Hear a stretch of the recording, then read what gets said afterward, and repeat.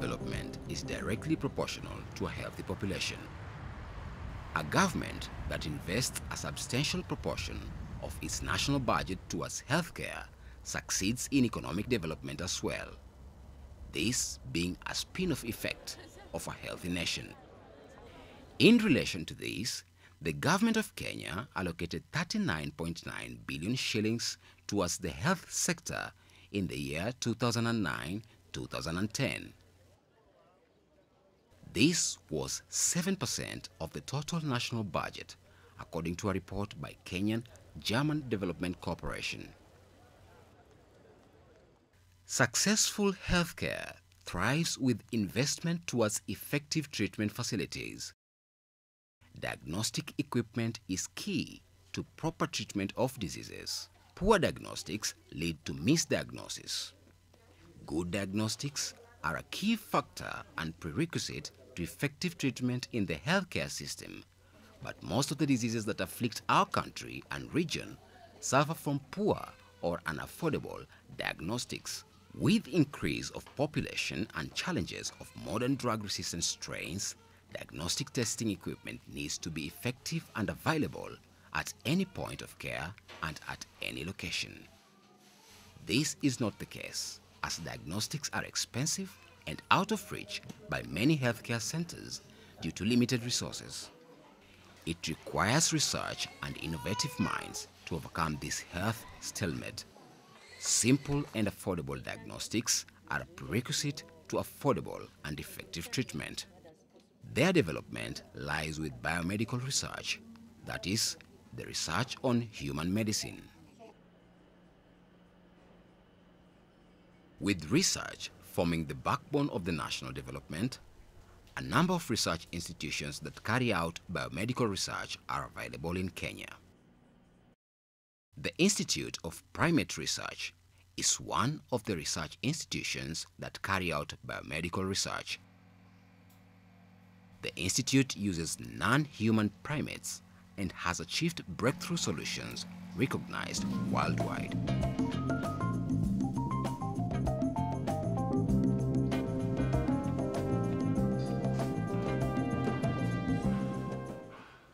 The role of diagnostic tests in the management and control of diseases has already been alluded to by Dr. Mpoke in his address. Obviously, we need this for patient management. We need diagnostics for screening of asymptomatic infections. We need tools that we can use for surveillance, for verification of elimination once we start moving towards elimination, and we are doing that for a number of diseases. We need them for epidemiological studies, and we also need them for detection of infections, especially where drug resistance is posing a challenge, as it continues to do even for some of our major diseases like malaria. These medical innovations are just but some of the scientific products that have catapulted the Institute to be a leader in biomedical research.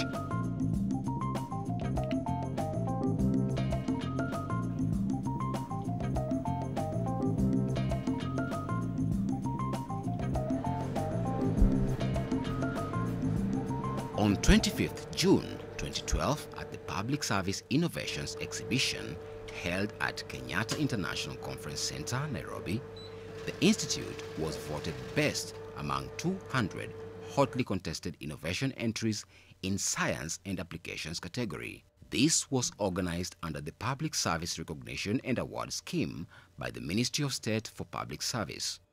The decision was arrived at by a task force appointed by the ministry to identify key innovations in Kenya from private and public sector.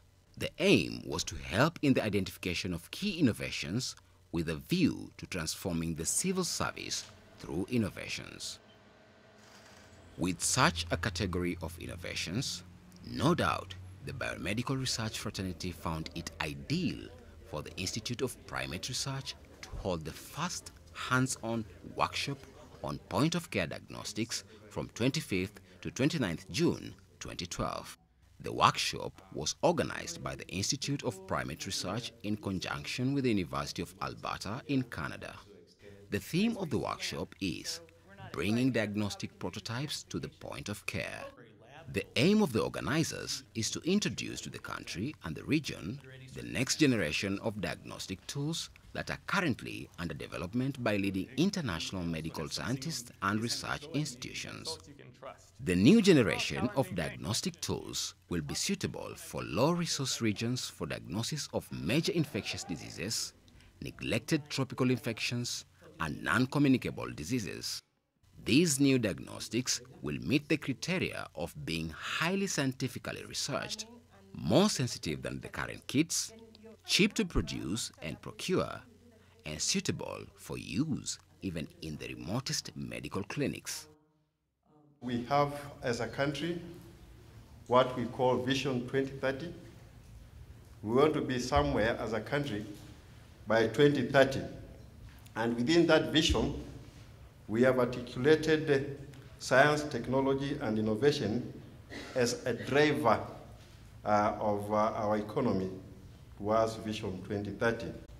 A number of Kenyan institutions have various programs in their biomedical sciences that include diagnostic development. Like many other African countries, or developing countries for that matter, we have a high disease burden for infectious diseases which include malaria, HIV, neglected tropical diseases, and many others. And of course, we are also now facing a great challenge with non-communicable diseases. Every now and then, we hear of people who are falling victim of these non-communicable diseases. They are becoming a bigger and bigger problem here in the developing countries. Treatment of patients is based on sensitive and specific diagnosis of the disease. Without that, then you are not really going to make any progress. Now, to be able to deal with these diseases, we need quality diagnostic tools, but even more critical, besides having those diagnostic tools, is that those tools themselves must be affordable and applicable to the remotest villages here in Africa. And you know the kind of villages that we have, villages where there is no running water, villages that have no electricity, and villages that do not have the necessary infrastructure to be able to allow you to do things that you could otherwise do in other cities. For success, support from goodwill agencies is inevitable. Such a workshop undertaking succeeds through collaborations for cost-sharing purposes and sharing of research and innovation experiences. A number of international organizations made the workshop a success. A combination of research organizations, institutions of higher learning, consortium of world-leading Canadian and international scientists, research organizations, leaders from the business sector and the government of Germany were involved. All were aiming at developing breakthrough solutions to global challenges and ensure that the solutions are available to those who need them most. As each of the presenters pitched their presentations and demos to a curious audience, you notice that the diagnostic prototypes are simple and affordable. Low-resource countries stand to benefit from this cheap equipment and therefore can supplement some of the most cost-prohibitive diagnostic equipment. Take, for instance, a counterfeit pharmaceutical testing device. Such equipment can be quite complex, costly, and rare. But with the development of this inexpensive analytical detection device of fake pharmaceuticals, remote point-of-care centers can be able to identify counterfeit drugs from unregulated proliferation of pharmaceutical industries before resorting to the more centralized and complex Kenya Pharmacy and Poisons Board for confirmatory analysis. The device is paper-based, contain all the necessary reagents, and do not require power. These fast screening tests can single out suspicious drugs for confirmatory testing and greatly reduce the cost of monitoring critical pharmaceuticals. We are at this conference to demonstrate these pads. These are devices that are paper tests that can be used to detect counterfeit drugs. And so actually in Kenya we are calling them Bandia Busters. Okay, so Bandia is a fake, a counterfeit, and you might wonder why you need a test for fake drugs, but actually it's quite common that medications are counterfeited or faked. The device here, this is made of a special kind of paper. It's a very thick kind of paper that's used for chromatography. And the paper has black lines on it, which are made of wax. The wax is printed on the paper, and then we put the whole sheet of paper into an oven. And then the wax soaks through the paper. Others are made of cheap electronics.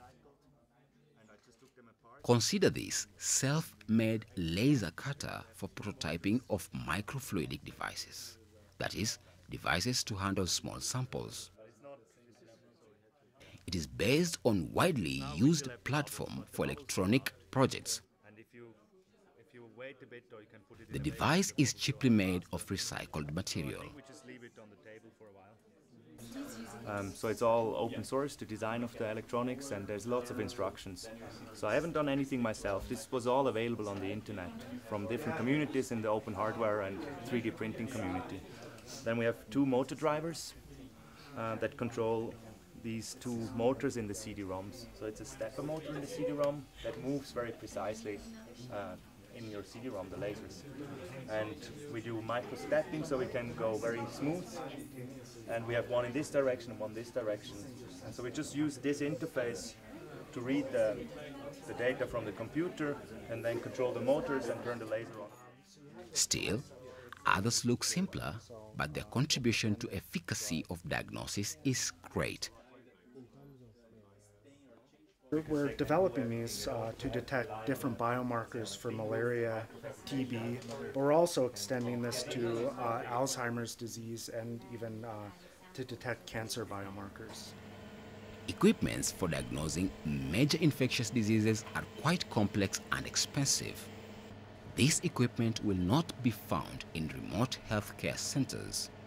People in the remote areas are therefore disadvantaged and are likely to get the wrong treatment, especially with drug-resistant strains of some major infectious diseases.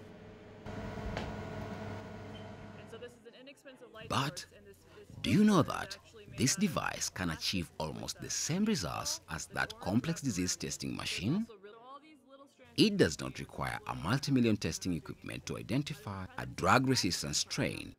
If you want to detect bacteria like tuberculosis and drug-resistant tuberculosis, you have to be able to look at the DNA sequence associated with that bacteria. That's really the only way you can say for sure this is a drug-resistant strain of tuberculosis. So what we're trying to do is develop a one-pot DNA detection method that we could use for illnesses like tuberculosis. And when we say one pot, we mean basically just one little Eppendorf tube, where we can put everything and then after a little while read it out and see whether or not the sample is positive. So the reason why this is challenging is usually when you're trying to detect DNA, you have very, very small amounts of it. So every cell will only have a few copies of the sequence maybe that you're looking for. And so you have to do something called amplification, where you literally start